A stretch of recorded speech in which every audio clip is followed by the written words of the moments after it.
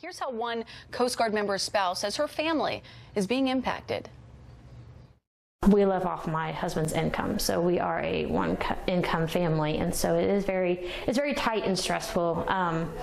You know, we try to put a little money aside just for, in a case, in a rainy day fund, but that rainy day fund has come, and so now it's time to really evaluate and start figuring out what bills can be paid and what bills can't be paid at this point. Now, lawmakers have approved a bill requiring retroactive pay for government employees following the shutdown, but both sides are holding firm when it comes to border wall funding negotiations. Leland? Yeah. The rhetoric continues. Kristen Fisher, thank you very much. Joining us now to discuss the president's handling of the record partial government shutdown, GOP financier Dan Palmer out here in California. Dan, the soundbite from that Coast Guard wife was from out here in California. You can say, look, you know, they're going to get their pay back. It doesn't really matter. The optics of this are going to begin to get tough for Republicans. In the Senate, you know, I mean, the back door to this whole debate is being held by Mitch McConnell. He's got 3 Republicans, Collins up in Maine, McSally appointed in Arizona, Cory Gardner in Colorado. They're all in purple states, and I think they're really the weakest part of the Republican caucus in Congress. As long as Mitch can hold the line in the Senate and not take up these individual spending bills, there's time for this political debate to take place. Earlier, Congressman Francis Rooney of Florida said that he felt bad for the president. It seems as though this is exactly the debate the president wants for his base. Well, look, his whole campaign began with a call for the wall, and in fact, he won in great part because of his position on this wall. Meanwhile, you've got Nancy Pelosi's new majority in the House.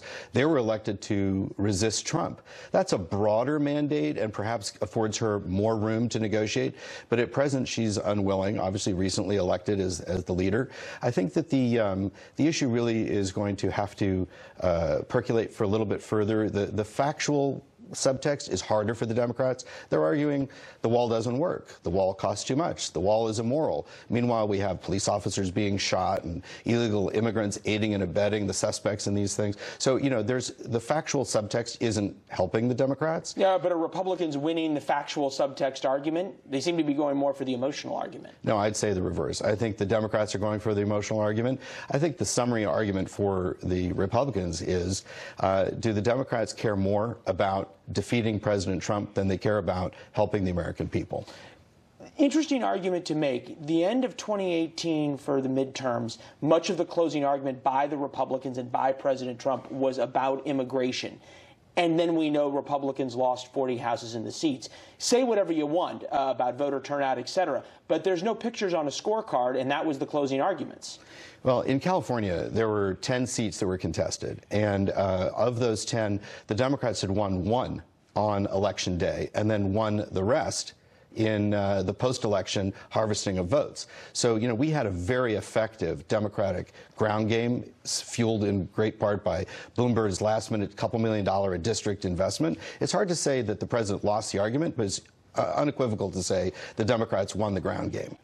Bring it back to where you started. The president was elected to build the wall.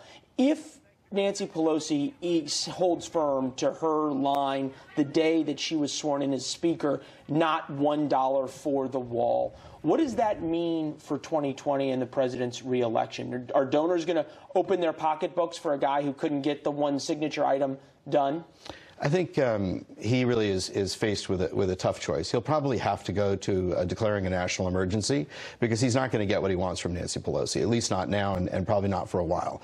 So I think if he goes to a national emergency, he'll either succeed in the courts, in which case he's a hero to his base, or the courts beginning in the Ninth Circuit here in California are going to overturn the decision, and then it'll, you know, ultimately if he fails to survive a court test, I think the base will be really angry at the courts, and rightfully so. All right.